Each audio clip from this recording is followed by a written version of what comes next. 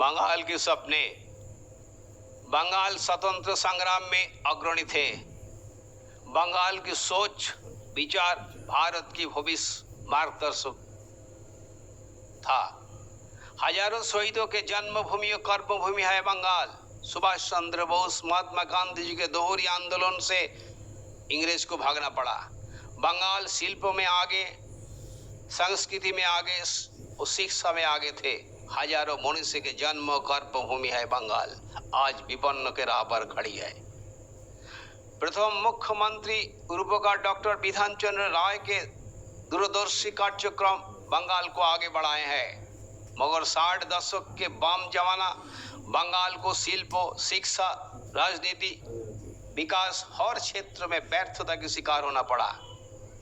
वाम की 36 साल की शासन बंगाल का विकास तो हुआ ही नहीं, उल्टे बंगाल को भारतीय राजनीति से किनारा कर दिया। नया भारत की सोच विचार विकास शिल्पों से बंगाल पीछे हो गए।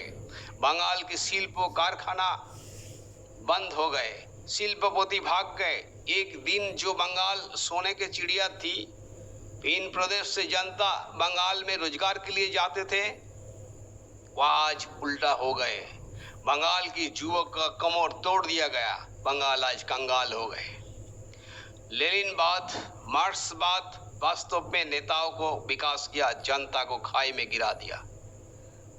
व्यर्थ मरीचिका बंगाल को बर्बाद कर दिया। इसे बंगाल को निकालने के प्रयास था। बंगाल की नींव टूटा। बंगाल ममता जी को लाई विकास की पहिया घुमाने के लिए। ममता जी की सराहनीय प्रशासन, दक्षता, जनप्रियता मातृ सम कर दिया। हर क्षेत्र में अनुदान की जादू की छोड़ी ममता जी ने घुमा दिया। दुर्दांत तो बीजेपी को मात दिया, मगर बंगाल की जो विकास वो भूल गई। अनुदान से विकास नहीं हो सकती, कभी नहीं हो सकती। प्रकृत विकास के लिए नौकरी, रोजगार, पेंशन, बच्चों को भविष्य निधि करना होगा। भारतीय राजनीति में अग्रणी भूमिका लेना होगा। भविष्य की उज्जवल मॉडल रखना होगा। सालाना 2.5 लाख करोड़ रुपया का बजट से मात्र 24,000 करोड़ रुपया से बंगाल की कायाकल्प बदल जाएगी।